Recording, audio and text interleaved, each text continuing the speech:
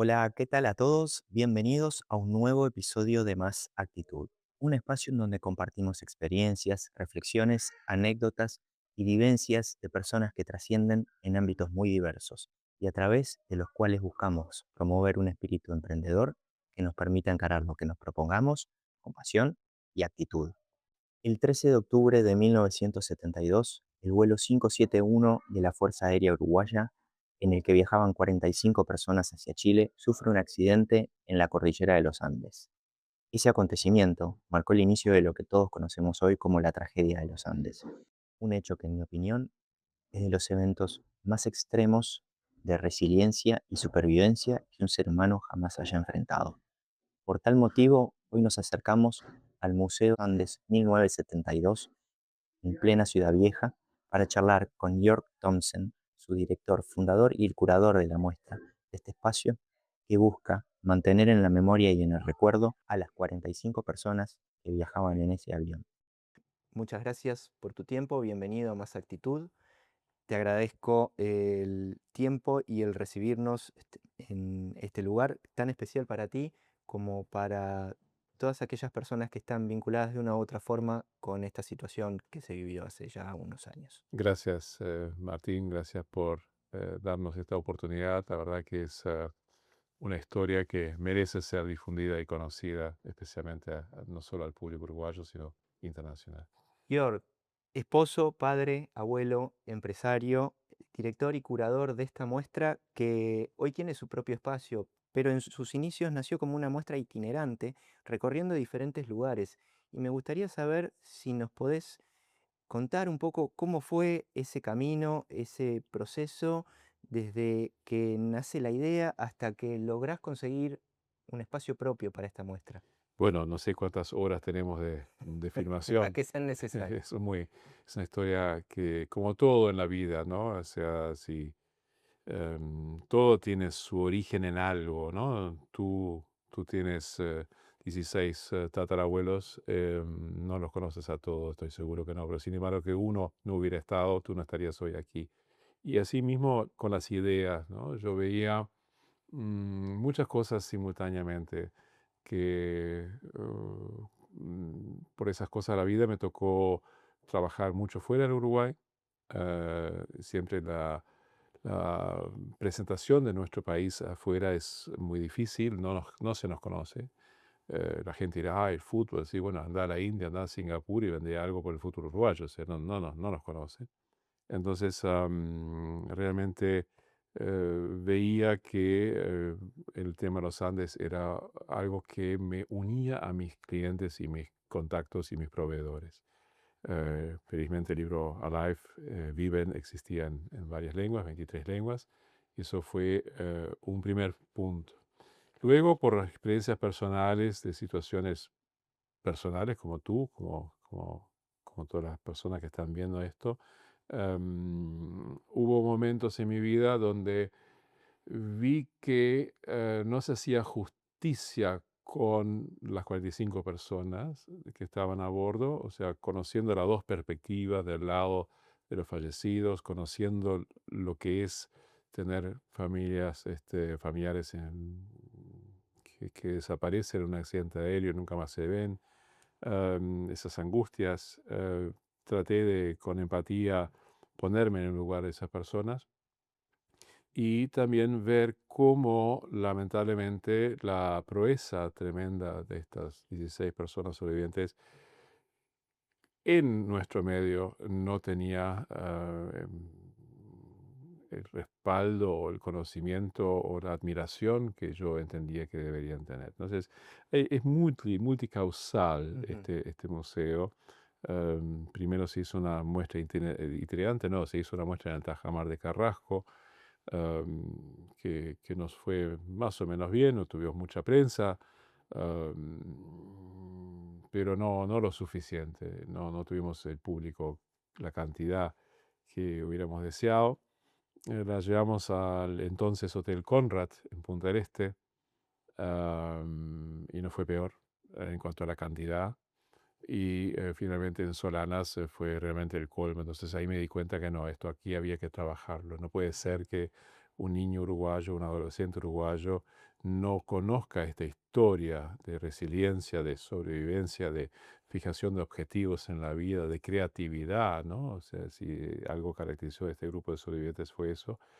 Y entendía también que aquellas familias que no tuvieron la suerte de ver de nuevo a sus seres queridos merecían también un lugar.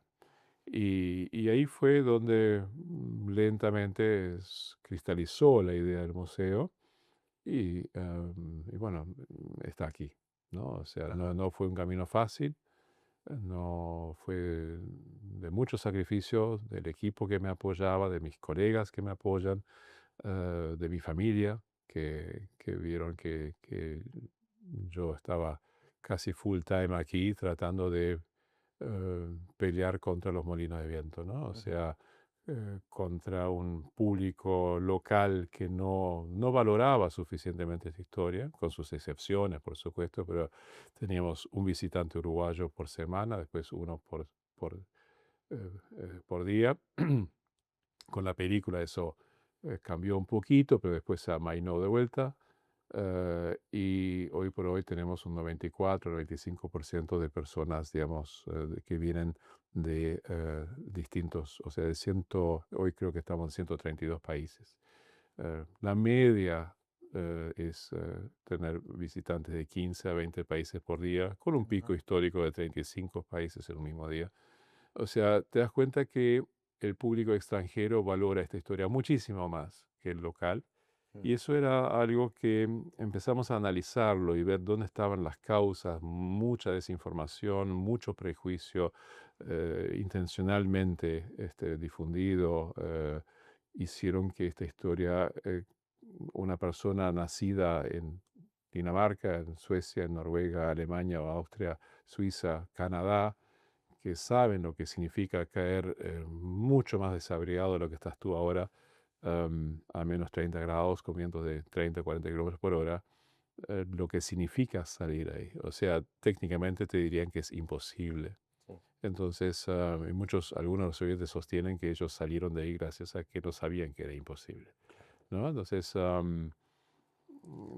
todo ese conjunto de necesidades o de deseos hicieron que esta idea se tornase viable con el apoyo de, como ya dije, de parte de mi familia, de mi tío, que con sus casi 90 años nos cooperó muchísimo, al final parecía un empleado más, con su temperamento y su energía, y son esas cosas que uno no se olvida de la gente que nos apoyó y hoy día podemos decir que gracias a este equipo joven que tengo, de Mauro, de Valentina, de Jaime, de muchos otros más que estuvieron antes, este museo subsiste, ¿no? No es un buen negocio, por las dudas, si tenés ganas de hacer un museo algún día, te digo que no.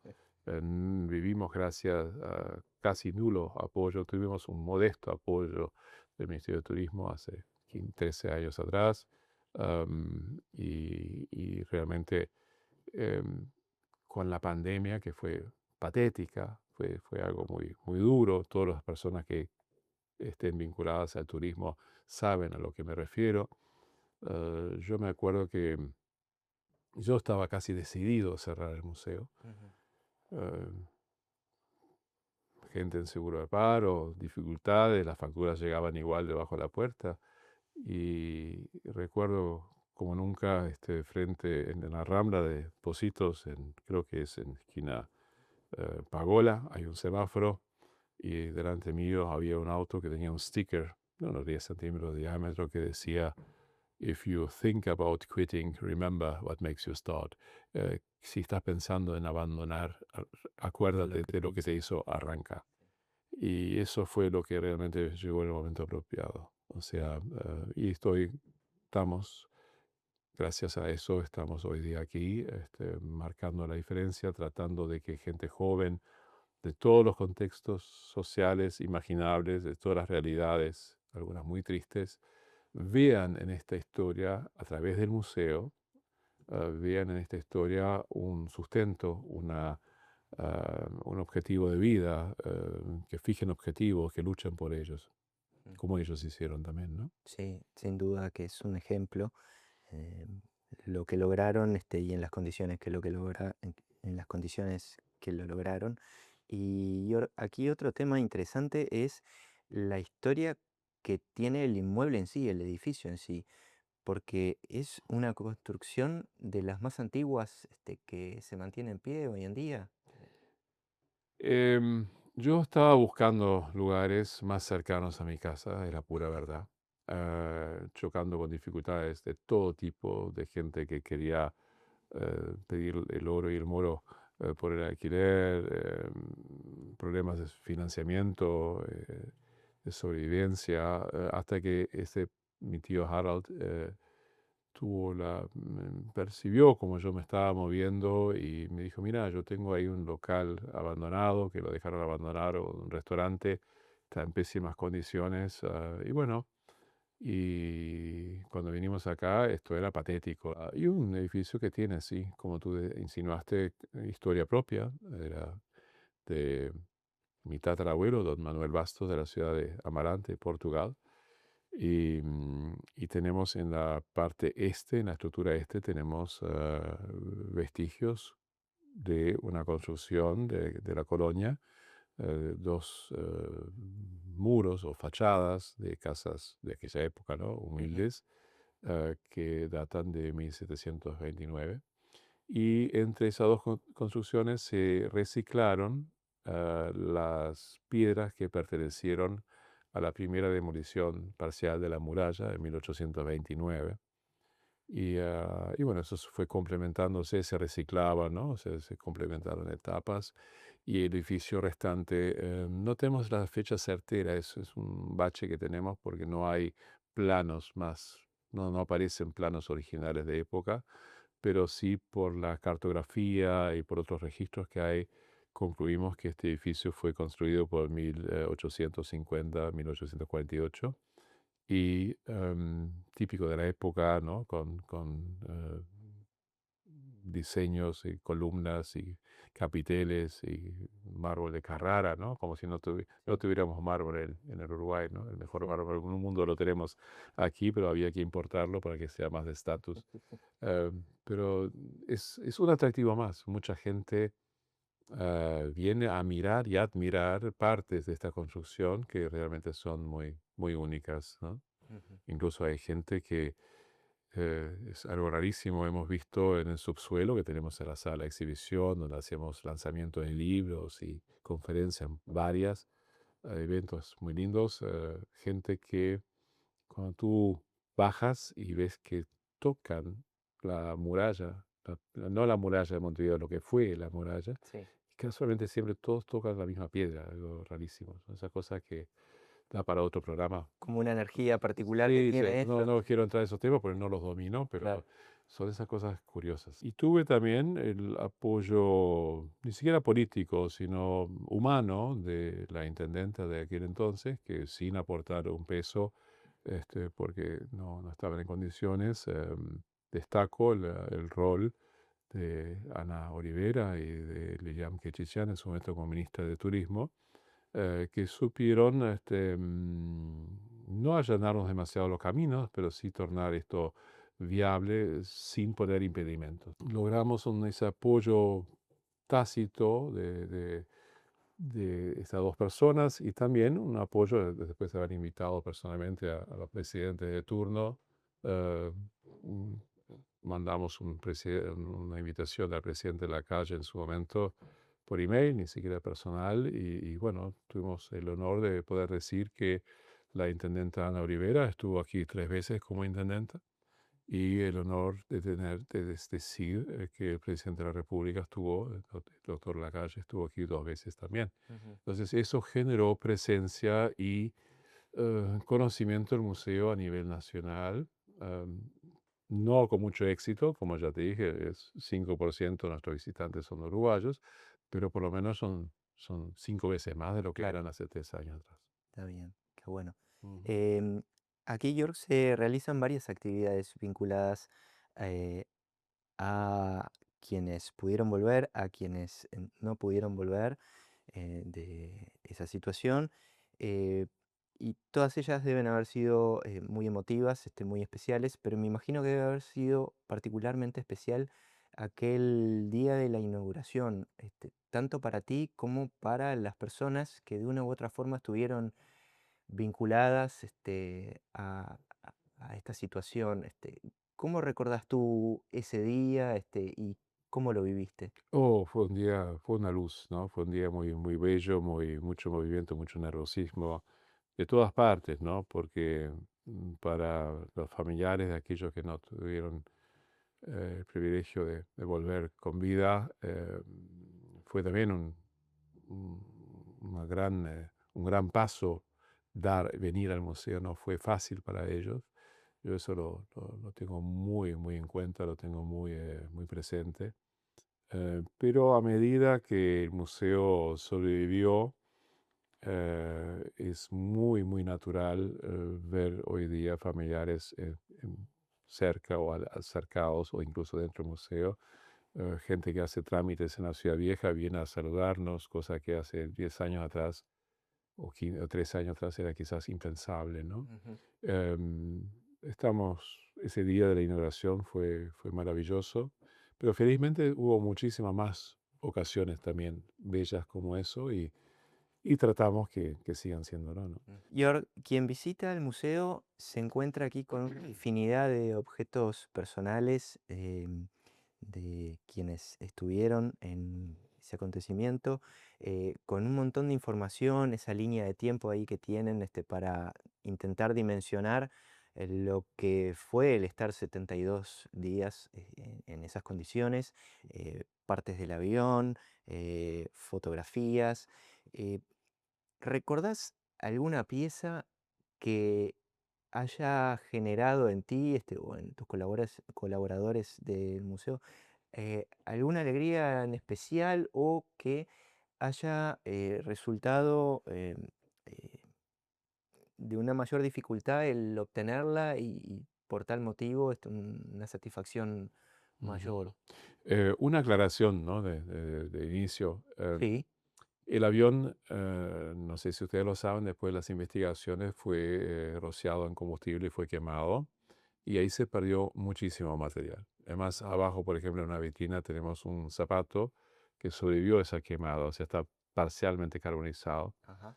que hizo la vida que 45 años después emergiera del glaciar su hermano. O sea, tenemos los dos zapatos, Mira. uno carbonizado, el otro entero. Em, la, Decirte cuál pieza es la que más me gusta es como que tú me pidieras que te dijera de cuál de mis 8 nietos es el que más quiero. Es difícil, es difícil. Claro. Yo admiro aquellas piezas que vinculan, es un tema mío, ¿no? O sea, Sí, de sí, mi sí. punto de vista, con la creatividad de ese grupo humano. Las manoplas hechas con el forro de los asientos, cosidas ¿cómo es? Con hilo dental o con hilo de cobre Ujú. o de los cables. Sí. Eso es impresionante, ¿no? La gorra, que tomaron un enchufe, lo abrieron para poder atarlo, o sea, te das cuenta que la creatividad se viene de pasar las cosas, de pasar mal.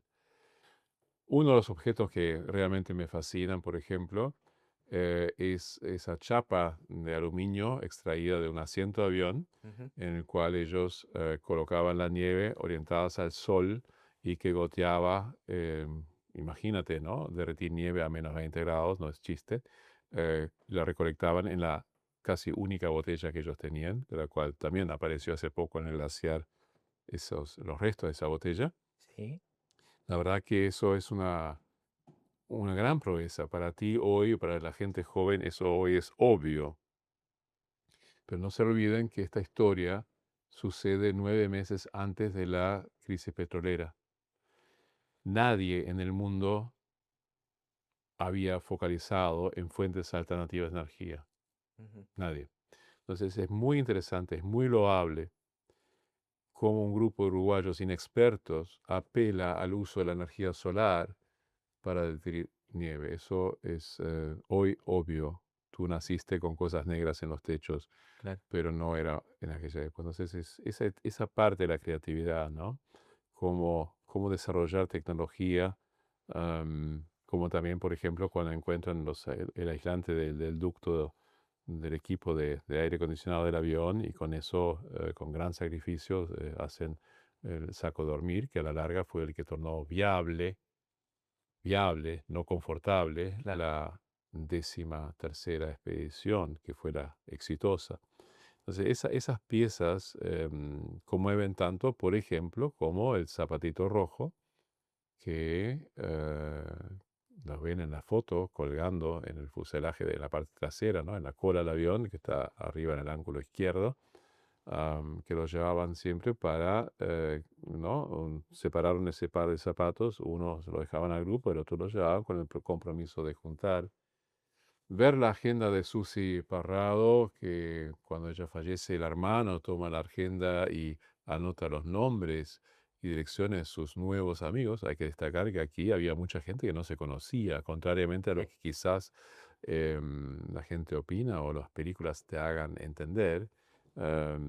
Es muy interesante cómo él anota las direcciones nuevas y la pregunta que se te pasa por la mente es ¿para qué? Si hasta el día de hoy no hay señal telefónica en ese lugar. Entonces era para mantener contacto con ellos después, o sea, había un un después. proyecto había. Y tanto proyecto había que en esa misma agenda hay 5 páginas con la lista de los restaurantes de Montevideo, ¿no? Entonces, todos esos elementos motivacionales, los 33 pasos, ¿no? Los restaurantes, toda esa gestación de objetivos. Al oeste queda Chile, necesitamos estar en casa antes de fin de año. Eso también es, si bien son objetos no tangibles, pero es interesantísimo, ¿no? Ujú. O sea, es muy difícil. Los lentes que desarrollaron los famosos Ray-Ban cordillera, Cordillera. realmente es muy interesante cómo la necesidad te hace creativo, ¿no? Y adaptarte al ambiente y a las circunstancias, sí, totalmente. Ya. Sí, Y eso es algo que la gente valora y aprecia cuando llega aquí, ¿no? Por supuesto, hay otras cosas, por ejemplo, el saco de Eduardo, que fue encontrado décadas después por Ricardo Peña, y cuando lo llama, ¿no? Y dice, yo tengo su billetera y $13 suyos, se lo quiero devolver, y, ¿no? Esas partes mira, no sabía esa historia. curiosas de la historia, ¿no? Y Eduardo pregunta, ¿y dónde está el saco? Cuando le entrega el pasaporte roto, y tú pues lo puedes ver ahí. Y bueno, van 3 veces seguidas al valle para procurar encontrar, claro, Ricardo Peña no sabía dónde había dejado el saco, porque él lo dejó ahí por un tema no de culto, diría casi, pero digamos, sí, de respeto al montañismo, Ujú. en dejar las cosas como están, y no se acordaba dónde lo había dejado. Entonces, 3 años después, en sendas expediciones se encuentran el saco, ¿no? Y está ahí, ¿no? O sea, un saco que todavía Eduardo siempre cuenta que, claro, se voló y él estaba muy angustiado porque el saco era nuevo, ¿no? Lo había comprado la tarde anterior. Sí, Entonces son esas cosas que hacen que esta historia esté viva y tú la vivas, porque en el fondo comparás esa historia con tu propia vida, ¿no? Porque todos tuvieron ustedes problemas, límites, más o menos, y es una historia muy, muy inspiradora, ¿no? Muy sí, inspiradora. sin duda que sí. Eh, Imagino que un capítulo aparte debe haber sido la realización de la película La Sociedad de la Nieve, tanto por la preproducción de la película como luego por el estreno.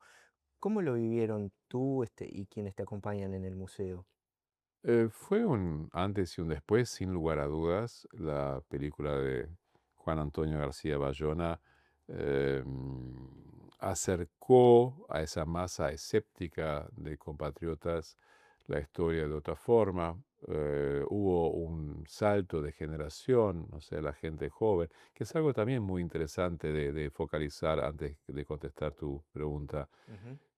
Cuando uno pensó en este proyecto, pensé, bueno, ¿a quién le puede interesar a esta historia? ¿A un Martín que nació después del año 72 o más bien personas que nacieron antes del año 72? Y o sea que tenía un perfil etario y yo pensaba que la mayoría del público iban a ser uruguayos que traían orgullosos sus parientes y amigos del extranjero a ver el museo. Ujú. Y se dio todo lo contrario, ¿no? La edad promedio de nuestros visitantes es 22,2, casualmente la misma edad más o menos que tenían ellos a bordo de promedio, y realmente es dominantemente extranjera, contrariamente a lo que uno había deseado, no sé, son esos errores que uno comete. Cuando aparece la película, primero en el cine, no se percibió cambio. Eh, Fue para nosotros un honor que el equipo estuviera aquí, que hubieran filmado y visto y hecho cosas, y piezas que están en la película, están exhibidas en el museo también. Pero cuando pasó a Netflix, o sea, cuando se hizo más popular a nivel domiciliario, ahí hubo un boom de 3 meses, donde fueron, creo que los únicos 3 meses donde el museo dio superávit en su historia. Am, sí, sí, pues esto aquí es un agujero negro, este, y con tendencia, digamos, al equilibrio, ¿no? O sea, Mm, uno de los objetivos que yo me había impuesto es que este museo, en función de nuestra creatividad, de nuestras capacidades administrativas y generación de objetivos, y se fuera autosustentando, ¿no? Eso no, lamentablemente no, estamos cada vez más cerca, pero ujú. no es algo que creas que fue inmediato. Aquí hubo mucho capital, mucho tiempo de todos involucrados, invertido, ¿no? Sí. Entonces la película rompió un poco esa monotonía. Había días que teníamos 3 visitantes, 5 visitantes, y bueno, de golpe tuvimos 60 uruguayos por día, que repito, fue enero, febrero, y después amainó.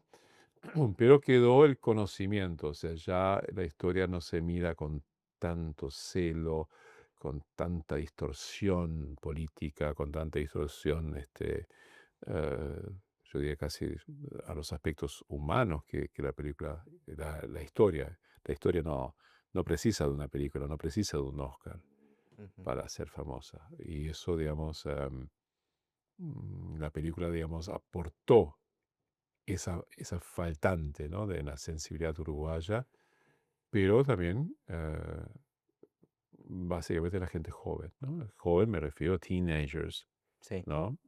Y no justamente a la gente mayor. ¿No? Ajá. Entonces, realmente estamos muy, muy orgullosos de ser parte de la película, no solo porque estemos en los créditos, sino porque creo que como toda película, difunde una historia, ah, y lo ha logrado, ¿no? Lo ha logrado. Mm. York debe ser de las personas que mejor conoce esta historia y me gustaría saber, en tu opinión, de todos los libros, de las películas y documentales que se han realizado, ¿cuál crees que relata mejor lo sucedido? Wow. Esto es pregunta Nuevamente, parecida a la de los tu nietos. opinión. Yo considero, de los 51 libros que hay sobre la temática, pese a que tenemos nuestro propio libro sobre la historia y, digamos, el backstage del museo, o sea, por qué hicimos el museo. Ujú. em, yo soy muy fiel todavía al libro de Piers Paul Reed, Viven. Ha aparecido otros libros escritos por los propios sobrevivientes de terceras personas, muy valiosos también. Hubo un investigador inglés que aportó un manual ya casi de 571 páginas, sobre la historia para los que quieren ir más profundo. Pero creo que Viven, porque fue hecho muy, muy fresco sobre los hechos. Ajá. Nosotros tenemos accesos a los archivos en la biblioteca de Leeds, en el Reino Unido, am, y, y ves los testimonios, escuchás los testimonios, digo. Yo creo que el libro Viven sigue siendo el referente. O sea, si tú me preguntas hoy qué libro leer, obviamente, si yo creo en el marketing y en las ventas, digo, compren el libro del museo, pero sería un egoísmo muy marcado. Pero sí creo que el libro Viven es, a mi juicio, el mejor. Por eso incluso se motivó en su momento su traducción al idioma ruso. O sea, no puede ser que una historia tan valiosa no estuviera traducida a ese idioma. Claro. Y, y bueno, nos gusta mucho estar en contacto todavía con Pierre Sporrit, que sigue vivo, y que, bueno, ha hecho esa, quizás no una maravilla literaria, pero sí testimonial muy importante. Ujú. Documentales hay infinidad de ellas. eh, Muchas cadenas o canales, Discovery Channel, History Channel, National Geographic, Arte, em, ORF de Austria o Deutsche Welle de Alemania. Muchas televisoras vienen aquí a armar entrevistas con sobrevivientes. Y gracias a nuestra perseverancia o insistencia también, cuando ellos nos piden que presentemos a un sobreviviente, le decimos, sí, prestamos sobreviviente, pero también queremos que esté un familiar.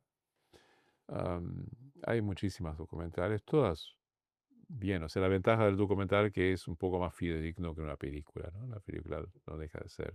Sí, claro. eh, ¿No? Si me preguntas la película, por ejemplo, La Sociedad de Nieve, no sustituye a Viven, la película Viven, ¿no? Que está hecha en otra época, en otras circunstancias, tiene un muy buen hilo dorado, y en su momento fue la primera, ¿no? Claro.